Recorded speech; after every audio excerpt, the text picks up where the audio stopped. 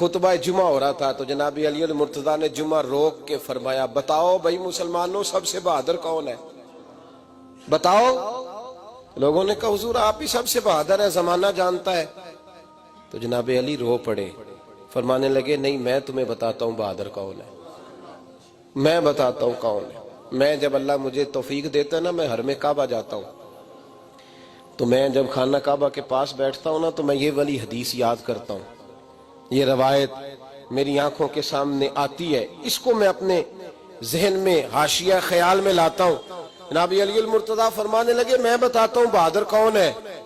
جناب کون ہے؟ فرمانے لگے ایک دن ایسا بھی آیا کہ مکے کے سارے سردار کٹھے ہو کے محبوب پاک پہ حملہ کرنے لگے، حضور کو گرا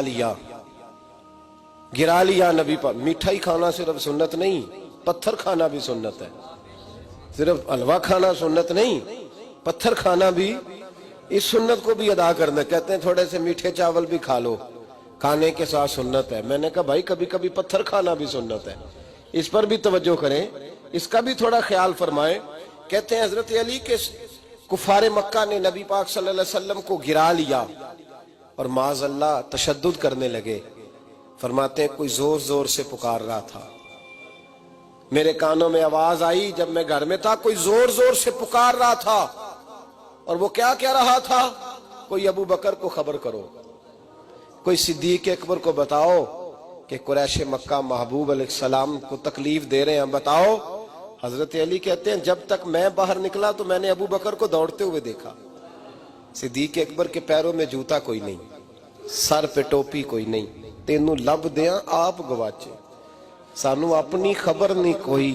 کہتے ہیں بھاگتے جا رہے ہیں، اور پھر جب صدیق اکبر پہنچے تو میں دوڑا آ رہا تھا اور منظر دیکھ بھی رہا تھا کہ ابو بکر صدیق نے ایک کافر کو ادھر پھینکا، دوسرے کو ادھر پھینکا، تیسرے کو ادھر، اور ساتھ ساتھ فرماتے جا رہے ہیں ظالموں اسے مارتے ہو جو تمہیں جنت کا راستہ دکھاتا ہے، ظالموں ان پر تشدد کرتے ہو جو تمہیں جہنم سے بچاتے ہیں، جو تمہیں اللہ کا قرب دیتے ہیں، جو تمہیں دنیا کی آزمائشوں سے بچانے آئے۔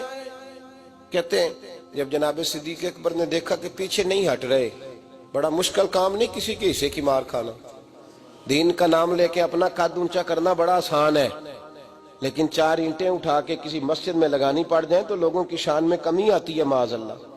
جناب ابو بکر صدیق رضی اللہ تعالیٰ عنہ حضور کے اوپر لیٹ گئے، اور مولا علی فرماتے ہیں نبی پاک کے حصے کی ساری مار ابو بکر صدیق نے کھائی، اور اتنی مار کھائی کہ بے ہوش ہو گئے۔ ان کے قبیلے کے لوگ آئے، اٹھایا، اور قبیلے کے ایک شخص نے کہا قریش مکہ یاد رکھنا اگر ابو بکر کو کچھ ہوا تو تمہیں بدلہ دینا پڑے گا۔